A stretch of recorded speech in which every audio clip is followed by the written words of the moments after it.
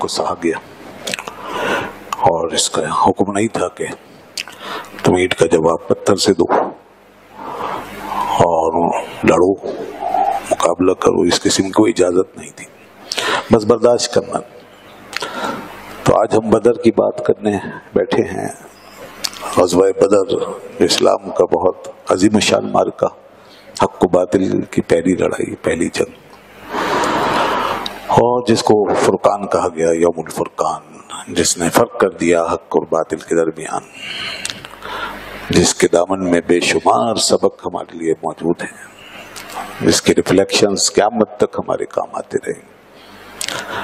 یہاں سے اسلام کی ایک تاریخ شروع ہوتی ہے۔ اس میں مسلمانوں کو یہ کہا گیا ہے کہ ایسا نہیں ہے، دین کی امن پسندی یا دین کی انسانیت نوازی کا مطلب یہ نہیں ہے کہ تم اپنے آپ کو فنا کروا لو، دشمنوں کے لیے ترنے والا بن جاؤ اور تمہارے ساتھ جو ہوتا ہے اسے برداشت کرتے چلے جاؤ۔ نہیں، دنیا کی کوئی معقول قوم، کوئی سمجھدار معاشرہ اس قسم کی تعلیم نہیں دیتا۔ میں حیران ہوں، لوکا کی انجیل میں ایک آیت مجھے ملی جس میں حضرت مسیح نے بھی یہاں تک کہہ دیا اپنی قوم سے کہ اب تم اپنا ساز و سامان بیچ کر ہتھیار خریدو۔ لوگوں، اپنا کپڑا لٹھا، اپنا ساز و سامان، غیر ضروری چیزیں جو تم نے جمع کی ہیں اسے بیچو اور ہتھیار خریدو۔ تو غور فرمائیے، حالانکہ مسیحی دین میں جہاد و قتال کا کوئی تصور نہیں تھا، حضرت عیسیٰ علیہ السلام کی تعلیمات میں ایسا نہیں تھا، لیکن آج کی موجودہ انجیل میں یہ بات موجود ہے۔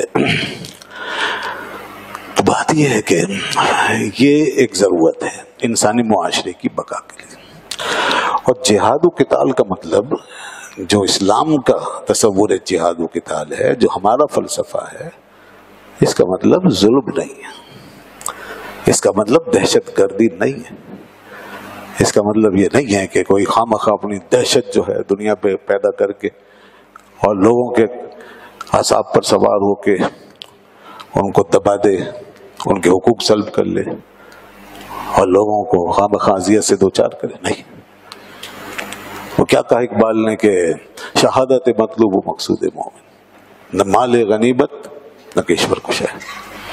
اسلام تو یہ بھی نہیں کہہ رہا کہ مال غنیمت جمع کرنا ہے، دولت کے انبار لگانے ہیں، ڈھیر لگانے، نہیں، جو دولت ہاتھ آئی وہ بھی لٹا دی گئی، اور جو ملک ہاتھ آئے دیکھیے وہاں بھی انسانیت نوازی کی کیسی کیسی مثالیں قائم کی۔ دنیا کے بادشاہوں اور فاتحین سپہ سالاروں کی طرح ایسی حکمرانی قائم نہیں کی کہ سب کچھ چھین کے بیٹھ گئے اور لوگوں کو اپنے پنجہ استبداد میں جکڑ کے مارا پیٹا اور غلام بنا دیا، ایسا نہیں۔ آزادیاں تقسیم کی، دنیا بھر میں جا کے لوگوں کو آزاد کرایا، ظلم سے، ظالموں سے، جہاں پہنچے امن آشتی کا پیغام لے گئے۔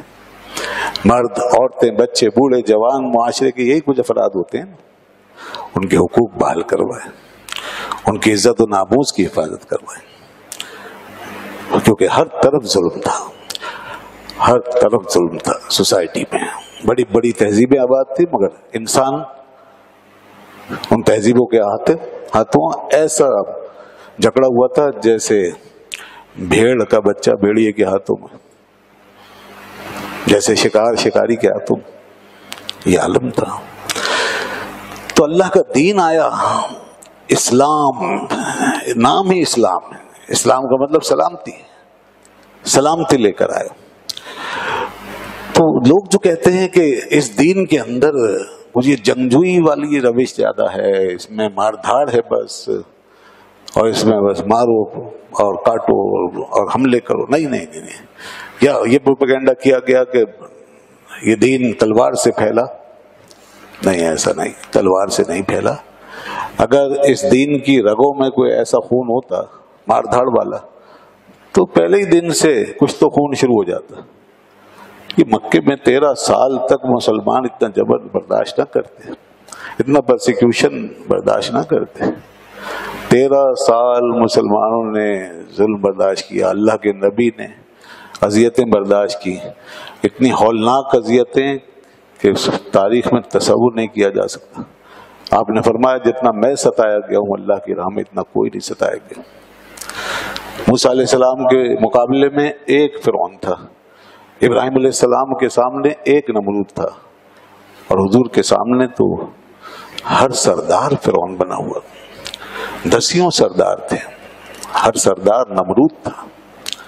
اس میں ابو جہل بھی تھا، ابو لہب بھی تھا، عتبہ بھی تھا، شیبہ بھی تھا، ولید بن مغیرہ بھی تھا، اس میں امیہ بن خلف جیسا مستبد بھی تھا، ایسے ایسے سفاک لوگ جن کی آنکھوں میں خون اترا ہوا تھا۔ اور جس طرح کا ظلم ہوا ہے، 13 سال کم نہیں ہوتے۔ جو کلمہ پڑھتا تھا وہ ان کے پرسیکیوشن کا شکار ہوتا، he was persecuted by them strictly۔ وہ بچ نہیں پاتا تھا، وہ بیچارہ چھپتا پھرتا تھا، اعلان نہیں کر سکتا تھا۔ اب آدمی آزاد ہے نا اپنے عقیدے میں، اپنی فکر میں، اپنی رائے میں، کہاں تھی وہ آزادی؟ اللہ کا نام لینے والوں کو باقاعدہ ڈھونڈ ڈھونڈ کے مارا جاتا، وہ اللہ کے گھر جا کر عبادت نہیں کر سکتے تھے۔ خدا کا گھر موجود ہے اور خدا کا نام لینے والا وہاں آ کر عبادت نہیں کر پا رہا۔ خود خدا کے رسول چھپ کر عبادت کرتے، لوگوں کو بھی یہی مشورہ دیتے ابتداء حکمت کے تحت۔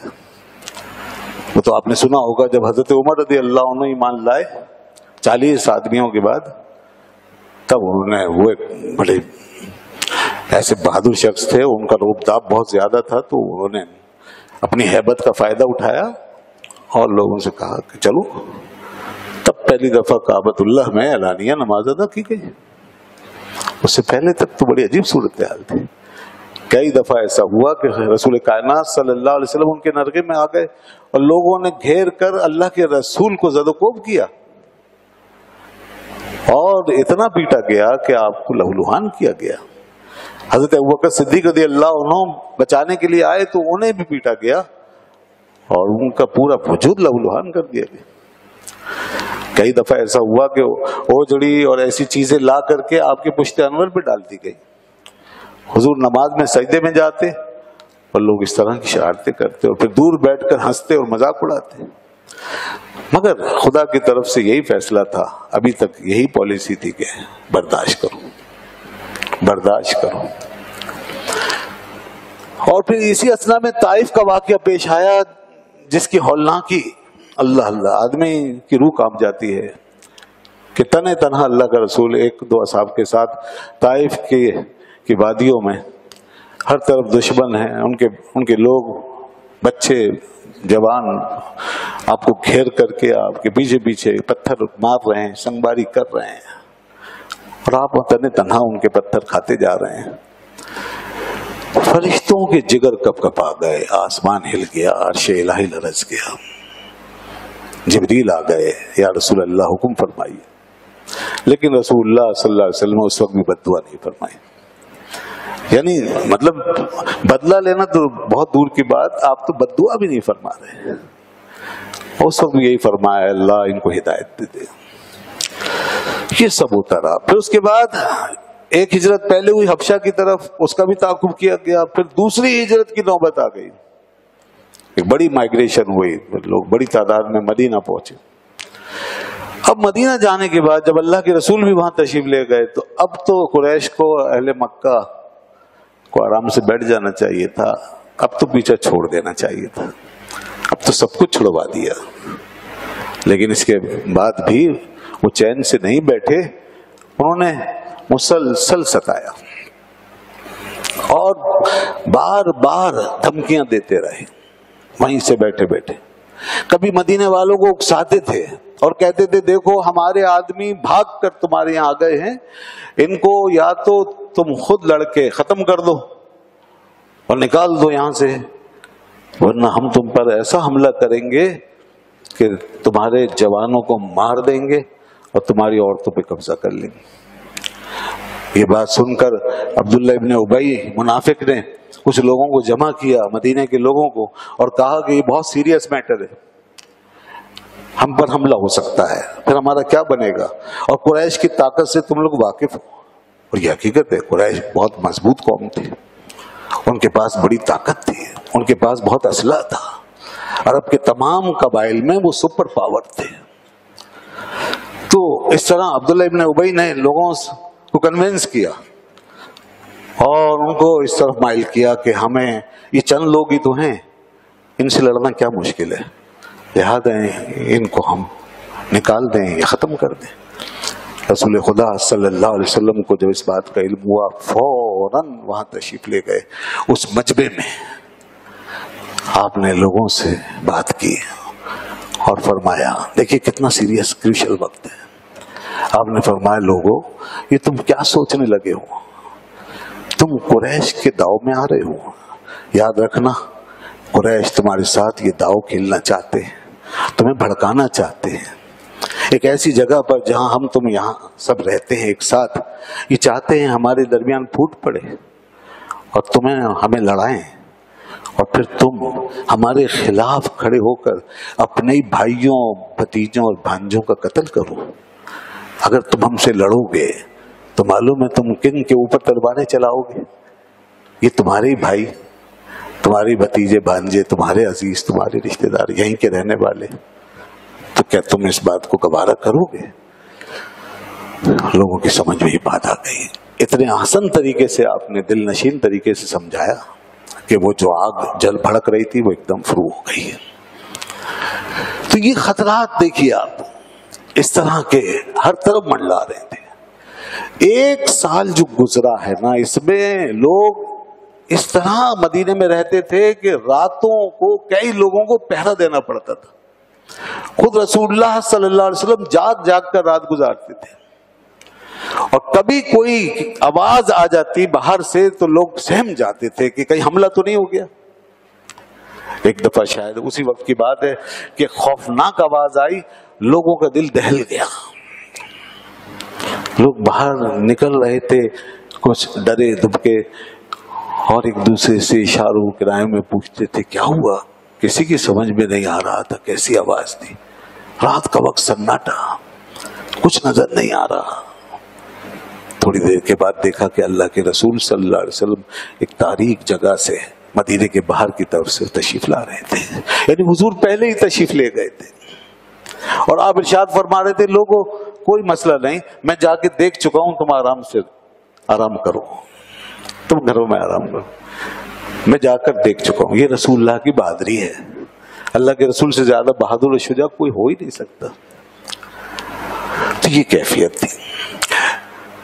قرظ بن فہر مکے کا ایک سردار ایک دن چند لوگوں کو لے کر وہاں سے چلتا ہے، اور یہ تقریباً دیکھیے کتنا 300 ساڑھے 300 میل کا فاصلہ طے کرتا ہوا مدینے کے اطراف میں آتا ہے۔ مدینے والوں کے جانور ریوڑ باہر جو چل رہے ہیں اس کا ایک حصہ وہ اٹھاتا ہے، اٹھا کے لے جاتا ہے، پیچھا کیا گیا مگر بچ کے نکل گیا۔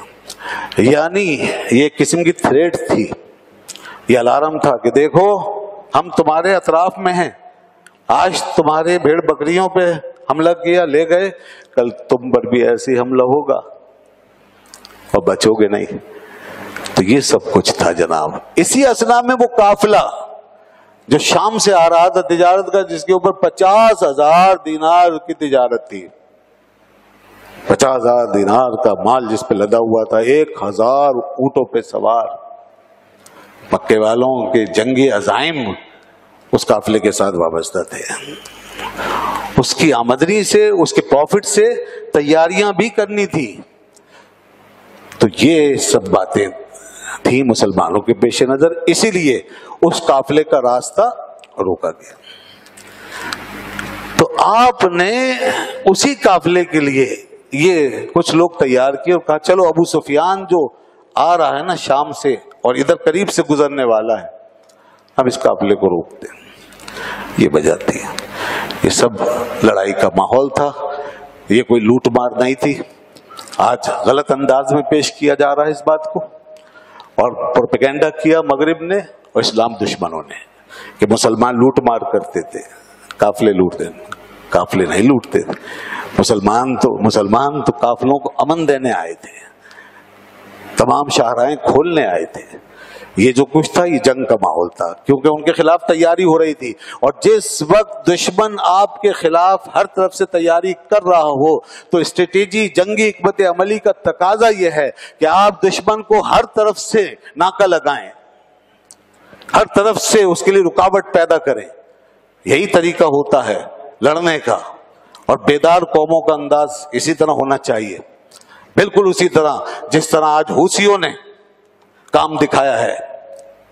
یہ جنگ کا ماحول ہے، کون کہے گا لوٹ مار کر رہے ہیں؟ آج سے پہلے کبھی ایسا ہوا نہیں، اس وقت کرنا ضروری ہے، اس لیے کہ جو تجارت ہو رہی ہے وہ ہمارے گلے کاٹ رہی ہے، جو مال جا رہا ہے وہ ہمارے خون کی قیمت پہ جا رہا ہے، وہ امت کی بربادی اور تباہی کی قیمت پہ جا رہا ہے.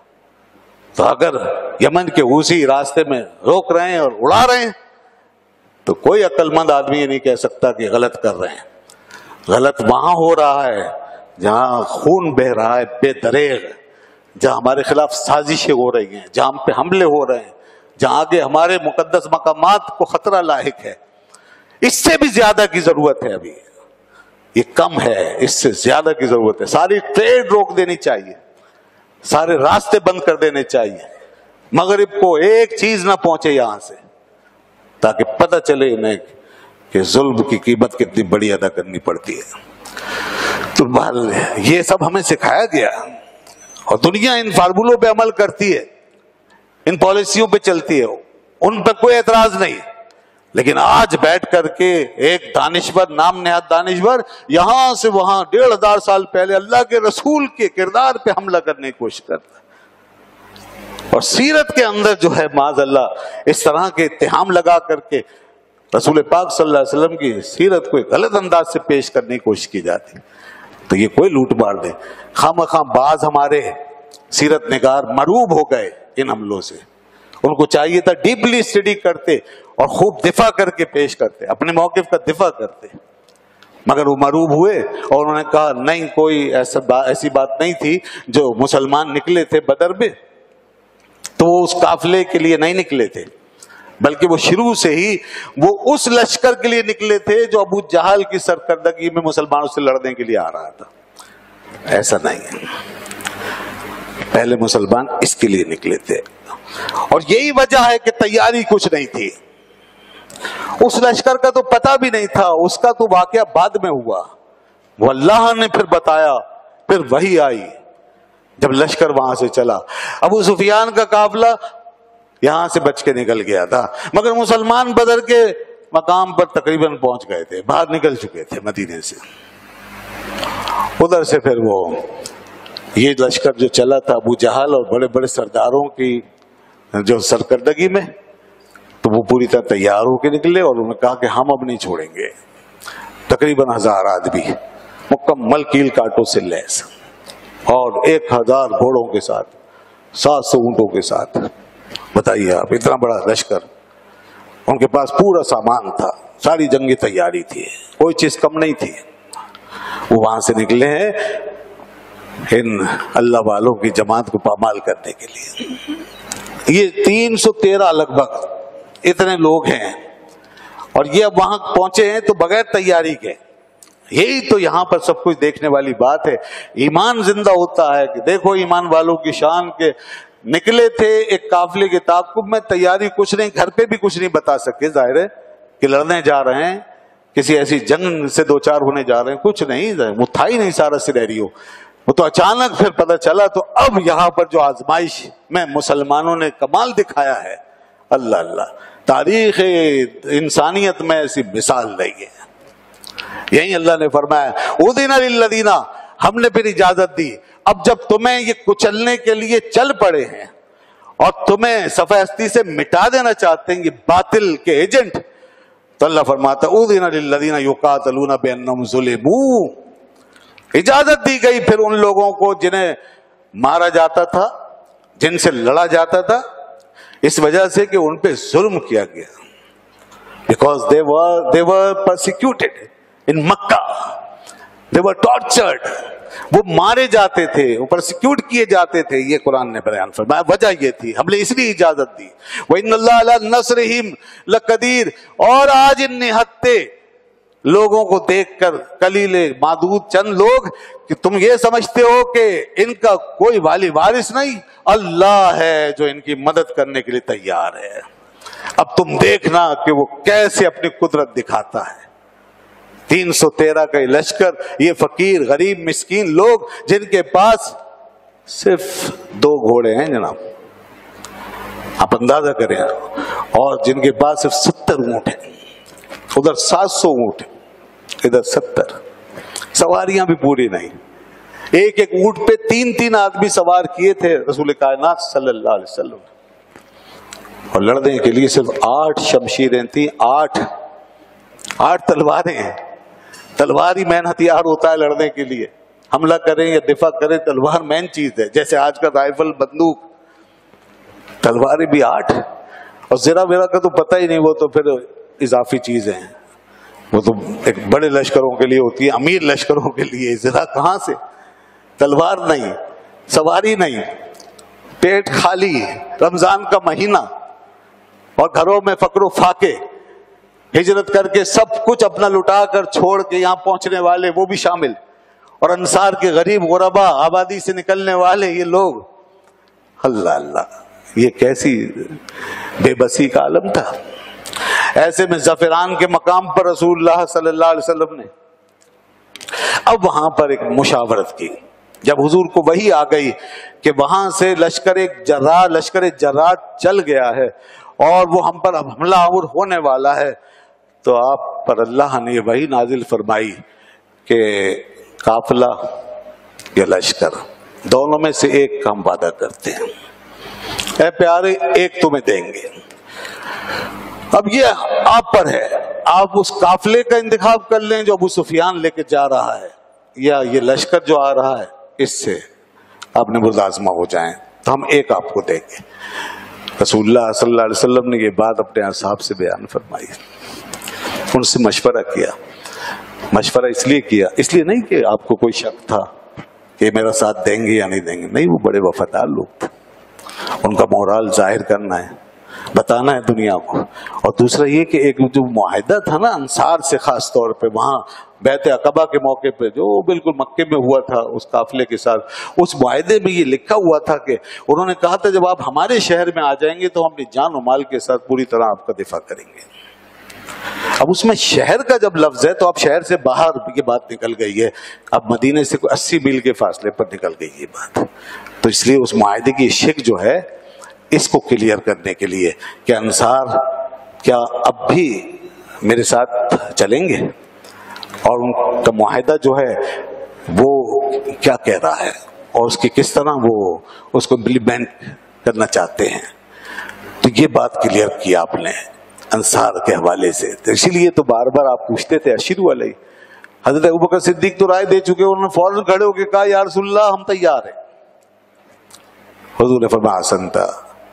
حضرت عمر رضی اللہ عنہ کھڑے ہوئے، فرمایا عرض کیا رسول اللہ ہم تیار ہیں، بس آپ ہمیں لے چلیں، آپ کے لیے ہم نے سب کچھ چھوڑ دیا۔ پھر حضور نے فرمایا اور مشورہ دو، ابھی تک انصار میں سے کوئی بھی نہیں اٹھا۔ حضرت مقداد اٹھے، وہ بھی مہاجر، انہوں نے کہا یا رسول اللہ ہم آپ پر ایمان لا چکے، حضور ہم بنی اسرائیل کی طرح نہیں جنہوں نے یہ کہا تھا اپنے پیغمبر سے کہ آپ جائیں اپنے رب کو لے جائیں آپ لڑیں، ہم ایسا نہیں کہیں گے، حضور ہم آپ کے ساتھ ہیں، اپنی جان و مال لٹا دیں گے، آج آپ دیکھیں گے۔ حضور نے فرمایا بہت اچھا، لیکن پھر فرمایا شروع، اب انصار سمجھ گئے کہ یہ اشارہ ہماری طرف ہے۔ حضرت سعد بن معاذ کھڑے ہوئے، انہوں نے کہا یا رسول اللہ شاید آپ لعلک تعنینا، شاید آپ ہم کو مراد لے رہے ہیں اور آپ ہماری رائے جاننا چاہتے ہیں۔ فرمایا اور کیا؟ تو حضرت سعد نے کہا یا رسول اللہ صلی اللہ علیہ وسلم آمنا بکا وصدقناک، ہم نے آپ پر ایمان قبول کیا، آپ کی تصدیق کی ہے، ہم آپ کی ہر بات پہ ایمان لا چکے، آپ اللہ کے رسول ہیں، تو اب ایسا تو نہیں کہ ہم کسی موقع پہ آپ کا ساتھ چھوڑ دیں، حضور آپ ہمیں، آپ کو آپ کے رب نے جو حکم دیا آپ اس پہ عمل کیجئے، ہم آپ کے ساتھ ہیں، آپ اگر ہمیں سمندروں میں بھی لے کر جائیں گے تو ہم وہاں بھی اتر جائیں گے، آپ ہمیں کہیں بھی پہاڑوں سے ٹکرا دیں گے، ہم آپ کے ساتھ ہیں، ہم بڑی سے بڑی فوج کے ساتھ لڑنے کے لیے تیار ہیں. یا رسول اللہ ہمیں امید ہے آج اللہ تعالیٰ آپ کو وہ چیز دکھائے گا ہم سے کہ آپ کی چشمان مبارک ٹھنڈی ہو جائیں گے, ہم میں سے کوئی شخص واپس نہیں جائے گا. اللہ اللہ, یہ جو بات انہوں نے کی نا, حضرت سعد بن معاذ نے, رسول پاک کا چہرہ پاک کھل اٹھا, چہرہ انور خوشی سے ٹمٹما رہا تھا. اب یہ پتہ چل گیا, دنیا کے سامنے بھی آ گیا معاملہ, اور وہ جو معاہدے کی شک تھی وہ بھی کلیئر ہو گئی کہ ان کے انصار کے ذہن میں اب یہ کیا ہے کہ لڑنا ہے, اور معاہدہ کوئی رکاوٹ نہیں ہے, اور اس کی کوئی شک ایسی نہیں جو ہمیں روکے, لہذا ہم آپ کے ساتھ ہیں, جان و مال کی قربانی دیں گے, بڑی سے بڑی قربانی دیں گے. حضور نے فرمایا بس چلو, میرے رب نے مجھ سے وعدہ کر لیا ہے ایک لشکر کا. اب جناب بدر کا محاذ, اور آپ جب وہاں تشریف لے گئے تو وہاں پر پھر جو پڑاؤ کیا گیا, اور ادھر سے سامنے ابو جہل کا لشکر آ گیا. آپ نے جس نے دیکھا ہوگا بدر کا میدان, اس کی لوکیشن کا آپ کو اندازہ ہوگا, پہاڑی علاقہ ہے, چاروں طرف پہاڑ ہیں, بیچ میں ایک میدان ہے, اس کے ایک طرف جو ہے مسلمانوں کا لشکر, دوسری طرف کفار ٹھہرے ہوئے تھے, اور وہ پوری تیاری کے ساتھ آئے تھے جیسے کہ میں نے بتایا. اب جو لڑائی ہوئی ہے اگلے دن جمعے کا دن تھا, 17 رمضان تھا. اللہ تعالیٰ فرماتا ہے ان لوگوں پہ حملہ صرف اس لیے کیا گیا, مارا اس لیے جاتا تھا, الا یقولوا ربنا اللہ, کہ کہتے تھے ہمارا رب اللہ ہے, بس یہی قصور تھا مسلمانوں, اس لیے ان کو مارنے آئے تھے. تو بس ٹھیک ہے, پھر اللہ ان کے ساتھ ہے. جو اللہ کہہ کر کے, اللہ کے کہنے کی وجہ سے, ربنا اللہ کہنے کی وجہ سے دنیا میں مارا جائے گا, اللہ اس کے ساتھ ہے, اور وہی شہید ہوں گے اور وہی سرخرو ہوں گے. اللہ انہیں کبھی ضائع نہیں ہونے دیتا. بظاہر اگرچہ مقتول ہو جائیں, شہید ہوں, بظاہر کامیاب نہ بھی ہو سکے آج کی دنیا میں جیسے, تو پھر بھی وہ کبھی بھی ناکام نہیں کہلاتے, کیونکہ اللہ انہیں کو عزت اور آخرت میں مقام مرتبہ دینے والا ہے. اور یہاں تو خیر ایک فیصلہ ہونا ہے, اسلام کو غالب ہی آنا ہے, اور تمام چیزیں جو کوالیفیکیشنز ہیں جنگ کی وہ سب پوری ہوتی ہیں. رسول اللہ صلی اللہ علیہ وسلم ساتھ تشریف فرما ہے, بھلے تعداد میں کم ہے کوئی فرق نہیں پڑے گا, بھلے اسلحہ نہیں ہے کوئی فرق نہیں. اللہ نے فرمایا وَلَوْلَا دَفْعُ اللَّهِ النَّاسَ بَعْضَهُم بِبَعْضٍ لَهُدِّمَتْ صَوَامِعُ وَبِيَعٌ وَصَلَوَاتٌ وَمَسَاجِدُ يُذْكَرُ فِيهَا اسْمُ اللَّهِ كَثِيرًا. اگر اللہ تعالیٰ بعض لوگوں کو بعض کے ذریعے سے دفع نہ کرے تو معلوم ہے کیا ہوگا, تمام صوامع, گرجے, بیعٌ اور عبادت خانے, خانقاہیں, صلوات, کلیسے, اور یہ یہودیوں کی عبادت گاہیں, سینیگوگس, یہ سب, اور مساجد جن میں اللہ کا بہت زیادہ نام لیا جاتا ہے, یہ سب اٹھا دیے جائیں گے اگر اللہ بعض کو بعض سے دفع نہ کرے. اگر یہ نہ ہو, اگر مسلمانوں کو یہ فتح حاصل نہ ہوتی آج بدر میں, تو معلوم ہے یہی کچھ ہوتا, کوئی نہیں بچتا. کیونکہ بات وہاں سے شروع ہوئی تھی, اللہ کے گھر میں آزادی کے حوالے سے, خدا کا نام لینے کے حوالے سے, وہاں سے آزادی چھینی گئی, ایک قوم کو خدا سے دور کرنے کی کوشش کی گئی, تو وہ عبادت خانہ تھا نا. آج اگر کفار قریش غالب رہتے اور ہمیشہ کے لیے مسلمانوں کو روک دیتے, تو پھر جس طرح کے وہاں سے روکا جاتا تو معاملہ وہاں تک نہیں رہتا. تو جیسے فرمایا پھر کوئی کلیسا, کوئی خانقاہ, کوئی عبادت خانہ, کوئی گرجا سلامت نہیں رہتا, پھر ساری آزادیاں ختم تھی. تو گویا کہ یہ دیکھیے تصور کیا دے رہا ہے قرآن, اللہ کی کتاب, کہ گویا کہ یہ جو معاملہ ہے یہ صرف مسلمانوں کی مسجد کا معاملہ نہیں ہے, یہ پوری دنیا میں جہاں جہاں آبادیاں ہیں, جہاں جہاں قومیں ہیں, جہاں جہاں کمیونٹیز ہیں, ان کا جو بھی عبادت کا طریقہ, عبادت گاہیں ہیں, اگر وہ دنیا میں رہ کر اپنا حق استعمال کرنا چاہتے ہیں تو دین انہیں مجبور نہیں کرتا, بلکہ فتح ہے, یہ وہ دروازہ کھولتی ہے ان کے لیے کہ وہ اپنی مرضی سے دنیا میں جس عبادت خانے میں جانا چاہیں رہیں, اور جو دین جس پہ عمل کرنا چاہیں اس پہ عمل کریں. یہ قرآن نے واضح کیا. تو یہ گویا وہ تصور ہے جس کے حوالے سے فرمایا لا اکراہ فی الدین, کہ دین میں جبر نہیں ہے, دین دعوت دیتا ہے. جہاد آزاد کرانے کا نام ہے, جہاد سے بیڑیاں توڑی گئی ہیں, تمام کمیونٹیز کو آزادی دی گئی ہے جہاد کے ذریعے سے. دیکھیے جناب, آج ہندوستان میں جب تک مسلمان 1000 سال تک موجود رہا, ہندوؤں کے تمام عبادت خانے آزاد, ان کے مندر آزاد, سکھوں کے عبادت خانے آزاد, ان کی عبادت گاہیں آزاد, کوئی جبر نہیں, کوئی تشدد نہیں, کوئی نہ مندر گرایا گیا نہ کوئی کلیسا گرایا گیا، یہ سب دیکھا دنیا نے.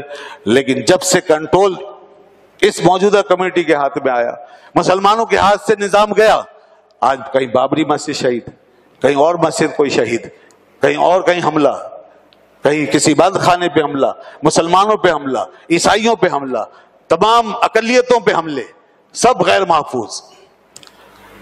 جب تک مسلمان یہ بیت المقدس کا محافظ تھا، عیسائی اپنے گرجے میں جا رہے تھے آزاد تھے، یہودی اپنے عبادت خانے میں جا رہے تھے آزاد تھے، مسلمان اپنی مسجد اقصی میں جا رہے تھے آزاد تھے، سب آزاد تھے. لیکن جو ہی آج یہودیوں کے پنجہ استبداد میں یہ علاقہ آیا ہے، اس کے بعد سے، اس سے پہلے بھی ظلم ہوئے، کبھی عیسائیوں کے ہاتھوں اور آج موجودہ یہودیوں اسرائیلیوں کے ہاتھوں. جو تشدد ہے وہ ہمارے سامنے ہے. بوسنیا میں کیا ہوا اور دنیا میں، یہ سب سلسلے دنیا میں ہوتے رہے ہیں دوستو. تو اس لیے اسلام جو ہے وہ تو تمام کمیونٹیز کو پوری آزادی دیتا ہے اس حوالے سے، اس لحاظ سے کوئی جبر نہیں. تو اس لیے اللہ نے یہ بات فرمائی اس جہاد کے تناظر میں، بدر کے تناظر میں، کہ دیکھو کہ اگر یہ نہ ہوتا، مسلمان آج ان کفار کو دفع نہ کرتے اور آج یہ مسلمان کامیاب نہ ہوتے تو پھر سب کچھ درم برم ہو جاتا. تو اللہ نے فتح دی، سبحان اللہ. 313 افراد جو لڑے ہیں تو صرف 14 آدمی مسلمانوں کے شہید ہوئے اور ادھر 70 کافر مارے گئے اور 70 ہی قید ہوئے. بڑے بڑے ان کے سردار مارے گئے. حضور نے پہلے ہی فرما دیا تھا جب ان کے نام سامنے آئے کہ یہ سب شریک ہیں، فرمایا کہ اے مسلمانوں تمہیں مبارک ہو، اہل مکہ نے اپنے جگر کے ٹکڑے لا کے تمہارے سامنے ڈال دیے ہیں. اور ایک دن پہلے ہی رسول خدا صلی اللہ علیہ وسلم میدان کے اندر تشریف لے جاتے ہیں اور اپنی چھڑی سے اشارہ کر کر کے بتاتے تھے کہ دیکھو یہاں فلاں کافر مرے گا، یہاں فلاں مرے گا، یہاں فلاں مرے گا. یہ بات پہلے بتا دی. اور جب اگلے دن لڑائی ختم ہوئی اور کفار مارے گئے اور جو کچھ بھاگنے والے تھے وہ بھاگ گئے، تو پھر وہاں جا کر جب دیکھا گیا تو واقعی ان نشانوں پہ وہی کافر پڑے ہوئے تھے جس کی اللہ کے رسول نے خبر دی تھی. اور پھر یہ بھی ایک حقیقت ہے، دیکھیں اتنی بڑی طویل ترین دشمنی کے بعد بھی، کیونکہ اسلام کا پیغام سچا پیغام ہے، انسانیت کا پیغام ہے، کسی کی لاش کی بے حرمتی نہیں کی گئی، مسئلہ نہیں کیا گیا، عورتوں کو قتل نہیں کیا گیا. اسلام میں منع کیا گیا جب لڑائی ہو تو عورتوں کو قتل نہ، سوائے اس کے کہ جو سامنے آ جائے لڑتے ہوئے تو وہ ایک الگ بات ہے، لیکن جا کے خیموں میں گھس کے عورتوں کو نہ مارو، بچوں کو نہ مارو، کھیتیاں نہ اجاڑو، آگ نہ لگاؤ، اور لاشوں کو مسئلہ نہ کرو. مسئلہ کا مطلب ہے بگاڑ دینا. یہی وجہ ہے ان کو گڑھا کھود کے گاڑ دیا گیا، لیکن لاشیں بگاڑی نہیں گئیں، لاشیں خراب نہیں کی گئیں. آج کیا کچھ ہوتا ہے دنیا میں ہم دیکھتے ہیں. اور اس کے بعد جو قیدی 70 آدمی جو قید ہوئے ان کے ساتھ جو سلوک ہوا، سبحان اللہ، وہ بھی ایک تاریخ ہے. آپ نے ان کو تقسیم کیا اور فرمایا کہ لوگوں ان کے ساتھ اچھا سلوک کرنا، کسی کے ساتھ زیادتی نہیں ہونی چاہیے. وہ قیدی کہتے ہیں جو قید ہیں، وہ دشمن جو اب تک مارتے آئے اور بدترین دشمنی جنہوں نے دکھائی، آج وہ یہ خود کہہ رہے ہیں اپنی زبان سے کہ ہم حیران ہیں کہ ہمیں تو اس بات کی توقع نہیں تھی، مگر ان لوگوں نے تو ہمارے ساتھ بہت ہی اچھا سلوک کیا، ہمیں روٹی کھلائی، ہمیں سالن دیا اور خود کھجوروں پہ گزارا کیا. خود کھجورے کھاتے تھے. وہ کہتے ہیں ہمیں شرم آتی، ہم کہتے ہیں آپ لوگ یہ کھائیں نا، آپ لوگوں کا حق ہے. تو وہ کہتے نہیں، بار بار اصرار کے باوجود بھی ہمیں روٹی سالن کھلایا جاتا تھا، خود کھجور و پانی پہ گزارا کرتے تھے. یہ عالم تھا، یہ اس نے سلوک. اور جو فدیہ رکھا، دیکھیں نا کہاں بدلہ، کہاں لیا، کیا بدلہ لیا. ایک ظلم کو ختم کیا، ایک دفاع کیا، ڈیفینس میں اپنے لڑائی کی، حملہ ہو رہا تھا اس سے بچاؤ کیا، باقی کوئی بدلہ، کوئی انتقام نہیں. یہاں تک کہ جب فدیے کا معاملہ آیا، اصحاب سے مشورہ ہوا تو لوگوں نے کہا ٹھیک ہے فدیہ مقرر کرتے ہیں اور ان کو چھوڑ دیتے ہیں. فدیہ کتنا؟ 4000 درہم. 4000 درہم. اور 4000 درہم دینے کے بھی سب قابل نہیں تھے، تو کسی نے 3 دیے اس کو اس پہ چھوڑ دیا، کسی نے 2 دیے اس کو اس پہ چھوڑ دیا، کسی نے 1000 درہم دیا اس کو اس پہ چھوڑ دیا. اور ایسے بھی تھے جو کچھ نہیں دے سکتے تھے، ان کو ویسے ہی چھوڑا. ہاں البتہ ان میں کچھ لوگ پڑھے لکھے تھے، تو آپ نے فرمایا تم میں سے ایک شخص مدینے کے 10 بچوں کو لکھنا سکھائے گا. آپ دیکھیں یہ یہ وہ سوچ ہے تعلیم کے حوالے سے کہ ایک قوم کیسے بنتی ہے اور ایک لیڈرشپ وہ قوم کو کہاں کہاں سے فائدہ پہنچاتی ہے. یہ ہیں وہ چیزیں جو قوم کے لیے ضروری تھی. اللہ کے رسول نے وہ ساری چیزیں بتا دی یہاں پہ کہ تعلیم کتنی اہم تھی. جنگ کے بعد بھی آپ نے ان لوگوں سے فائدہ اٹھایا کہ جو لکھنا پڑھنا جانتے تھے اور ان کو ایسے نہیں جانے دیا, بلکہ مدینے کے کچھ بچے پڑھ گئے. ان میں حضرت زید بن ثابت, یہ مشہور کاتب وحی بھی ہیں, انہوں نے بھی اسی وقت لکھنا سیکھا تھا. جب فدیہ لوگ دے رہے تھے اس وقت ایک واقعہ پیش آیا, وہ میں عرض کرتا ہوں. ان قیدیوں میں آپ کے داماد بھی تھے. آپ کا ایک داماد جو ابھی تک مسلمان نہیں ہوا تھا وہ بھی تھا. آپ کے چچا عباس بھی تھے. ایسے ایسے لوگ بھی تھے ان قیدیوں میں, اور سے بھی فدیہ لیا گیا. داماد کون تھا؟ ابو العاص بن ربیع. یہ حضرت زینب رضی اللہ عنہا کے شوہر تھے. آپ کی لخت جگر سیدہ زینب کے شوہر تھے. ان سے بھی فدیہ مانگا گیا. ان کے پاس کچھ نہیں تھا. انہوں نے آپ کی لخت جگر کو پیغام بھجوایا سیدہ زینب کو, میرے پاس کچھ نہیں ہے, تم میری مدد کرو. ان کے پاس ایک ہار تھا, چاندی کا ہار. وہ جو ان کی والدہ ماجدہ, وہ خاتون اول عظیم خاتون رسول پاک کی پہلی زوجہ حضرت خدیجہ رضی اللہ عنہا نے ان کی شادی کے موقع پہ انہیں دیا تھا. وہ ہار انہوں نے بھجوا دیا. جب وہ ہار رسول خدا صلی اللہ علیہ وسلم کے سامنے آیا, حضور پہچان گئے. اب میں نے پہلے بتایا کہ حضرت خدیجہ سے کتنی محبت تھی آپ, وہ عظیم خاتون کتنی قربانیاں دے کے گئی ہیں, تو ساری یادیں تازہ ہو گئیں.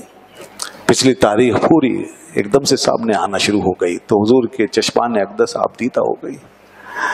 وہ ہار دیکھ کر آپ کی آنکھیں بہہ پڑی, لوگوں پہ بھی گریہ طاری ہو گیا. آپ نے فرمایا کہ اب دیکھیں عدل, عدل دیکھیں عدل. جذبات کا کیسا موقع تھا یہ, مگر نہیں, عدل کا مقام بھی ہے, عدل ضروری ہے. تو اس لیے فرمایا کہ لوگوں اگر تم اجازت دو تو یہ ہار ایک ماں کی پہچان, اس کی علامت ہے, میں اس کی بیٹی کو پہنچا دوں. اگر تم اجازت دو تو میں یہ, چونکہ اس کی ماں کی ایک پہچان ہے. لوگوں نے کہا یا رسول اللہ کیوں نہیں, ہم اس کو چھوڑتے ہیں. تو آپ نے وہ اپنی بیٹی کو دوبارہ پہنچا دیا تھا وہ ہار, اور پھر اس کی قیمت جو ہے ان کے فدیے میں کاؤنٹ کر لی گئی تھی. خیر ابو العاص جو ہیں بعد میں مسلمان ہو گئے تھے پھر. تو یہ ایسے ایسے واقعات پیش آئے جناب. ایک صاحب رات کو آپ تشریف فرما تھے کہ کسی کی آوازیں آ رہی تھی کراہنے کی, تکلیف سے, جیسے کوئی کراہتا ہے نا, تو اس کی آوازیں آ رہی تھی. رسول اللہ صلی اللہ علیہ وسلم رات بھر پہلو بدلتے رہے. جو صاحب آپ کی خدمت میں حاضر تھے, جو خادم, وہ کہنے لگے حضور آج آپ کو نیند کیوں نہیں آ رہی؟ فرمایا کسی کے کراہنے کی آواز آ رہی ہے. اور وہ کون تھے معلوم ہے؟ حضرت عباس تھے, آپ کے چچا. چچا عباس کے کراہنے کی آواز آ رہی ہے, اس لیے نیند نہیں آتی. وہ صاحب گئے خاموشی سے اور جا کے ان کی رسی ڈھیلی کر دی, آواز بند ہو گئی. آپ نے تھوڑی دیر محسوس کیا, اس کے بعد فرمایا کیا وجہ ہے, اب آواز نہیں آتی؟ تو کہا حضور میں نے جا کے ان کی رسی کو ڈھیلا کر دیا ہے, وہ آرام سے بیٹھے ہیں. آپ نے ارشاد فرمایا تم نے صرف انہی کے لیے کیا یا سب کے لیے کیا؟ دیکھیے عدل. انہوں نے کہا نہیں حضور میں نے تو صرف ان کے لیے کیا. فرمایا جاؤ سب کے لیے کر کے آؤ, اب سب کے لیے کر کے. یہ بالکل پہلے دن جب ابتدائی جب لائے گئے تھے نا وہ لوگ قیدی بنا کر, اس وقت. اس کے بعد تو تقسیم ہو گئے نا, تقسیم ہو گئے تھے. اور چچا عباس ہی کا وہ واقعہ یہاں پہ پیش آیا. فدیے کا معاملہ جب ہوا تو فدیے کے حوالے سے انہوں نے کہا تھا کہ میرے پاس تو کچھ نہیں ہے بھتیجے, میں کیا دوں گا؟ آپ نے فرمایا چچا جان آپ یہاں آنے سے پہلے وہ چچی کو گھر میں جو سونے کی ڈلیاں دے کر آئے تھے اس کا کیا ہوگا؟ دیکھیے اب آپ ذرا, حضور یہاں تشریف فرمایا, وہ معاملہ وہاں مکے میں ہوا. تو جیسے انہوں نے سنا ان کی آنکھیں کھلی کی کھلی رہ گئی. کہا ہاں وہ تو ہے, تو بس ٹھیک ہے وہ لائیے منگوائیے. یہ تھا وہ معاملہ. آپ کو گویا کہ اللہ نے باخبر بھی رکھا ہوا ہے. اس لیے ہم کہتے ہیں نا کہ آپ کے علم پہ تان نہ کرو, نہ جانے کیا کیا باتیں آپ کے سامنے آ رہی ہیں, کیا کیا چیزیں نظر میں ہیں. اس لیے ہم یہ نہیں ناپ تول کر سکتے کہ یہ نہیں پتا یا وہ نہیں پتا. بس ہمیں یہ سمجھنا چاہیے کہ اللہ نے آپ کو سب سے زیادہ علم عطا فرمایا, اور کسی معاملے کی تو توجہ نہ ہو تو ایک الگ بات ہے, لیکن کیا کیا کھل جاتا ہے کچھ پتا نہیں ہوتا. یعنی عمیر بن وہب, بس آخری بات کرتا ہوں, عمیر بن وہب اور صفوان بن امیہ دونوں مکے کے اندر ایک سرگوشی کر کے فارغ ہوئے ہیں. یہ بدر کے بعد کی بات ہے, جب قیدی یہاں قید ہو گئے, اس کے بعد وہاں ماتم, صفے ماتم بچی ہوئی ہے اور رونا دھونا. تو اب وہ دونوں مشورہ کر رہے تھے کسی ویران جگہ میں کہ یار سب کچھ تباہ ہو گیا, سب ختم ہو گیا, کچھ نہیں بچا, ہماری تو ناک ہی کٹ گئی. تو عمیر بن وہب نے کہا کہ دیکھو اگر میرے اوپر قرضہ نہ ہوتا اور میرے بال بچوں کا مسئلہ نہ ہوتا تو میں ابھی جاتا اور جا کر محمد مصطفیٰ صلی اللہ علیہ وسلم کی گردن اڑا دیتا, معاذ اللہ. اس نے یاد کیا, اس نے کہا اچھا تم یہ کر سکتے ہو؟ کہا ہاں, لیکن میرے قرضے کا معاملہ ہے. انہوں نے کہا قرضے کا معاملہ میں اپنے اوپر لیتا ہوں, چلو میں تمہارا قرضہ دوں گا اور تمہارے بچوں کا کفیل میں ہوں, جب تک میں زندہ ہوں تمہارے بچوں کو میں پالوں گا, جاؤ. اس نے کہا ٹھیک ہے. اس نے تلوار تیار کی, زہر میں اس نے اس کو بجھایا, زہر پلایا اور سائیکل کیا اور اس کو چل دی. جیسے وہاں پہنچا مسجد شریف کے قریب, اس نے سواری باندھی, حضرت عمر رضی اللہ عنہ نے دیکھ لیا. حضرت عمر رضی اللہ عنہ بہت ان چیزوں کی خبر رکھتے ہیں اور دشمنوں سے ذرا آئینی ہاتھوں سے نمٹتے تھے, تو انہیں معلوم تھا بہت خطرناک آدمی ہے. تلوار لٹکائی ہوئی, جیسے ہی اپنی سواری سے اترا آپ فوراً پہنچ گئے, پکڑ لیا اور حضور کی بارگاہ میں عرض کیا یا رسول اللہ عمیر بن وہب آیا. فرمایا لے آؤ, آنے تو. اب وہ اس طرح لے کر آئے, تلوار کا دستہ پکڑا ہوا, گردن پہ دوسرا ہاتھ, اس طرح اس کو لے کر آ رہے ہیں. حضور نے دیکھا تو فرمایا چھوڑ دو, چھوڑ دو. حضرت عمر رضی اللہ عنہ نے چھوڑ دیا, وہ آ کے بیٹھا. فرمایا کیسے آئے؟ کہنے لگا کہ میں اپنے بیٹے کے لیے آیا ہوں, میرا بیٹا آپ کی قید میں, اس کا بیٹا پکڑا گیا تھا. تو کہا کہ سچ بتاؤ کس لیے آئے ہو؟ کہا نہیں حضور اسی لیے. فرمایا تلوار کیوں لٹکائی ہوئی ہے؟ کہا تلواروں نے ہمیں دیا کیا ہے حضور؟ کہ تلواریں کسی کام کی ہوتی تو بدر میں ہمارا یہ حال ہوتا. کہا دیکھو چھپاؤ نہیں, کیا تم نے صفوان بن امیہ کے ساتھ بیٹھ کے میٹنگ نہیں کی یہاں آنے سے پہلے؟ کیا یہ بات نہیں ہوئی کہ تم نے اس سے کہا کہ میرا قرض اور میری اولاد ان کا مسئلہ ہے, اور پھر اس نے دونوں کی ضمانت لی اور پھر تم آئے ہو اس مقصد سے؟ اب جیسے اس نے بات سنی تو کہنے لگا حضور یہ تو ابھی صرف ہم دو آدمیوں کے درمیان کی بات ہے اور ہم نے کہیں تنہائی میں ویرانے میں جا کے بات کی ہے, آپ کو کیسے پتا؟ میں گواہی دیتا ہوں کہ آپ اللہ کے سچے رسول. اتنا سخت دشمن یہ بات دیکھ کر وہی مسلمان ہو گیا. تو اس طرح کی چیزیں ہوئی. آپ نے جیسے کہ میں نے ابھی بتایا کہ پہلے ہی بتا دیا کون کہاں کہاں گرے گا.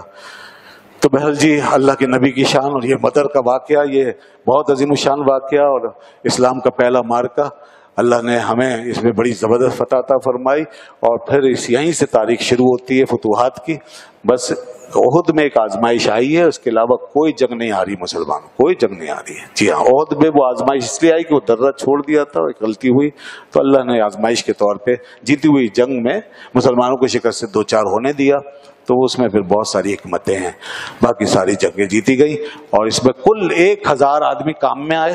74 لڑائیاں ہوئی ہیں مسلمانوں کے ساتھ, 1000 آدمی تقریباً کام میں آئے ہیں, کوئی ایسا نقصان نہیں ہوا. یہ ظاہر اتنی تمام چیزیں آداب سینٹیٹیز اور یہ وہ سب چیزیں ملحوظ رکھی گئیں, تو کہاں یہ خونخوار جنگیں؟ نہیں, بالکل نہیں. یہ تو سراپا ایک رحمت کا چیپٹر ہے, اس میں صرف جراح کی طرح نشتر چلا ہے اور جو زخم والے حصے ہیں وہ ٹھیک کیے گئے ہیں, پھوڑے نکالے گئے ہیں, انسانیت کا ناسور نکالا گیا ہے. یہ صرف جراح کا نشتر ہے, قصاب کی چھری نہیں ہے, کاٹا پیٹا نہیں گیا, اس طرح نہیں مارا گیا بلکہ لوگوں کا خیال کیا گیا. اس لیے یہ عالم تھا کہ دنیا کی تاریخ میں کسی نے ایسی جنگیں نہیں لڑی اور نہ ایسے رزلٹ سامنے آئے. یہاں پر آج لاکھوں کو گن لیجئے, کروڑوں کو گن لیجئے, ایسے مارے گئے لوگ کہ جانور بھی نہیں مرتے, کیڑے مکوڑے بھی نہیں مرتے.